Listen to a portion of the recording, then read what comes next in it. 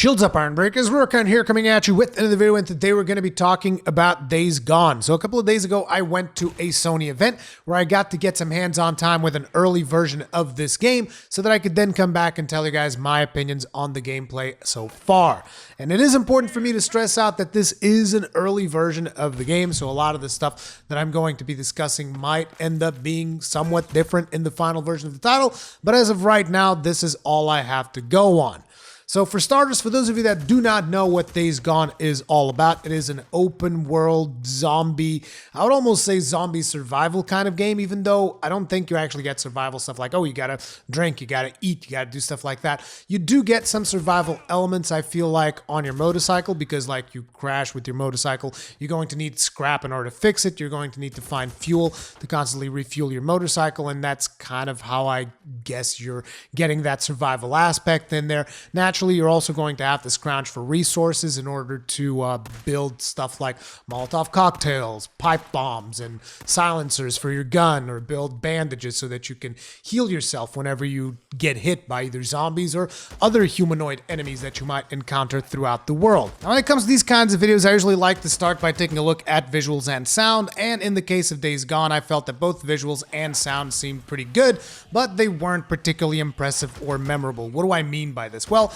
when you're out and about in the world just doing your quests or doing your missions or just straight up exploring, I think the visuals look really good. But when you go into a cutscene, I feel like there's something there about the facial features of the characters, about some of the animations that are happening in the cutscenes that just don't feel quite right. I'm not sure what it is because, again, I only had a bit of time with the game at this point, but there was something there that I felt like, I feel like these should be a little bit more detailed, particularly when you're talking about a game that is going to be among the first-party titles of the PlayStation 4. I mean, you're going to sit next to games like Spider-Man, God of War, as well as many others that are just friggin' fantastic titles on the PlayStation, and just completely blow you away with their cutscenes, with their visuals at all times. And I feel like there's something off with Days Gone, something that I can't quite put my finger on it. But overall, I don't think it's something that is going to significantly impact your enjoyment of the game.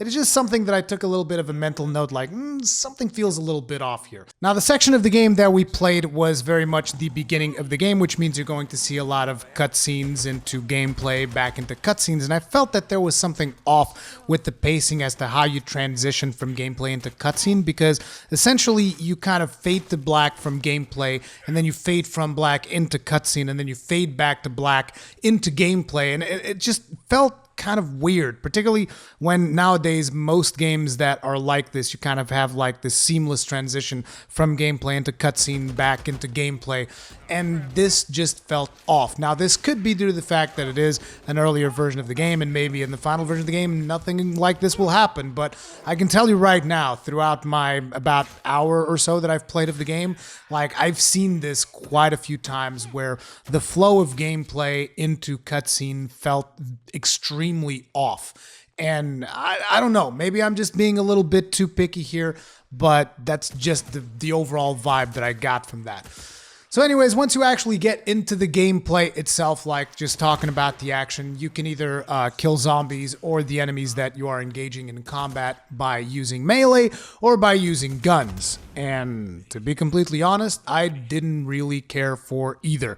The gunplay felt kind of weird, like I don't know what's going on. It's either the hit registration of the guns or just the overall aiming of the guns. Like, I think you'll even see that with the B-roll that they provided me, because this is not gameplay captured with me playing. This is B-roll that Sony provided me so that I could do this video. I think at some points you will even see that even the person recording the B-roll, you know, you can tell that's like, wow, this guy seems like he's struggling a little bit with the guns. And yeah, that's because the guns feel weird. Like, other than the pistol, I think that the pistol felt fine. Once I put a silencer on it and I was able to like take down enemies stealth-like, that felt okay. But like, once I got access to my first machine gun, I was just like, wow, this thing is weird. The shotgun also didn't really feel like it had that much impact for a shotgun. And naturally, being a zombie game, your melee weapons are going to break like 5 or 6 swings in. This could be due to the the fact that when I started playing the game, I chose the hard difficulty, which, let me tell you guys right now, don't do that. If you think that you're going to enjoy this game and you want to play this game, I would not advise you to play on hard because it just kind of like buffs enemy health, and due to the fact that your melee weapons tend to break, you're going to be breaking your melee weapons more often. It just becomes a little bit more frustrating than necessarily that much fun, at least in my opinion from what I've experienced of the game so far.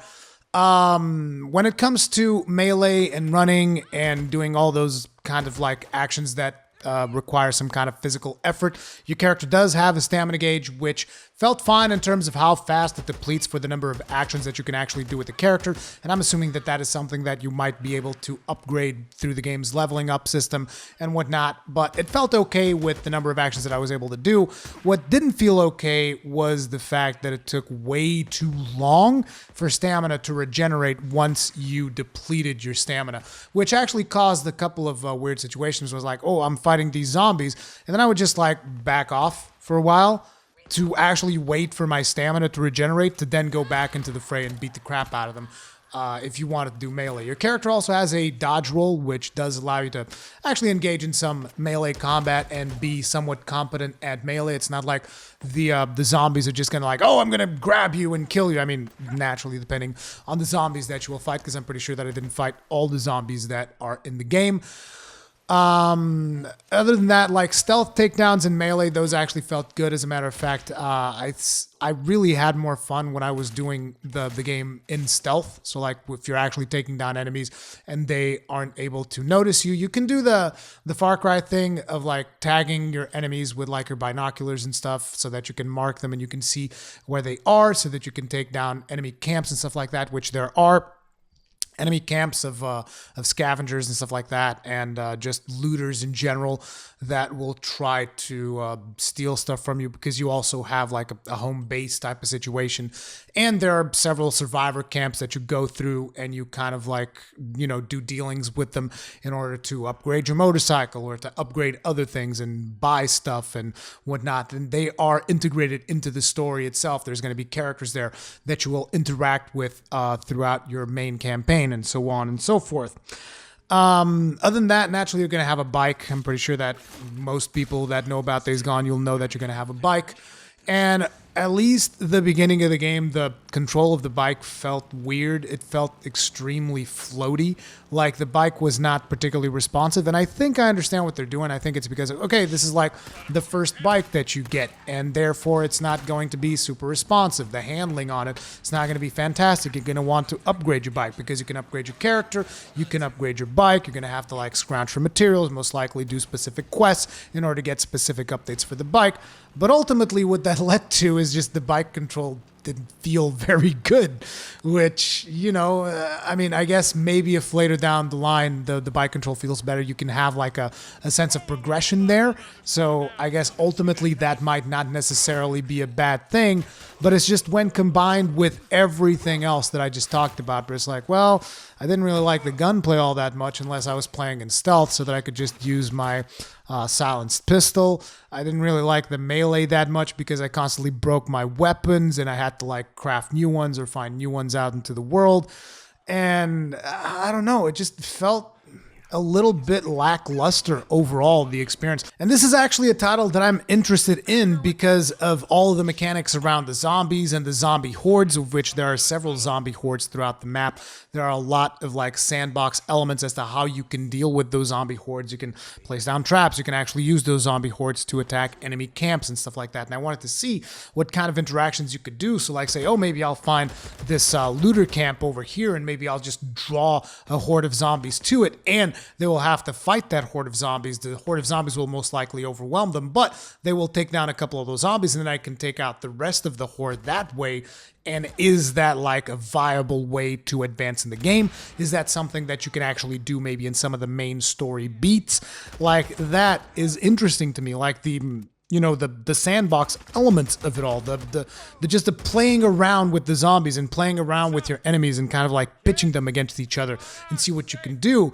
But the problem is it just almost feels like the fundamentals, at least in the version that I played, were just not there in full force. Like I said, the gunplay, the melee, it just didn't really appeal to me all that much. So is it going to be better in the final version? At this point, I don't know. But when the final version comes out, I will check it out and I will tell you guys how that version feels, if it feels significantly better than this early version that I played or not. And if you guys are wondering, so should I get this game? Should I pre-order it? It's like, when it comes to this one, my opinion is like, wait for reviews. Like, because let's just say that what I experienced in that early build didn't leave me with a particularly good impression.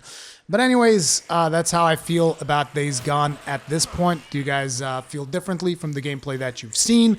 Let me know in the comment section down below. Thank you very much for watching, and I'll see you in the next one.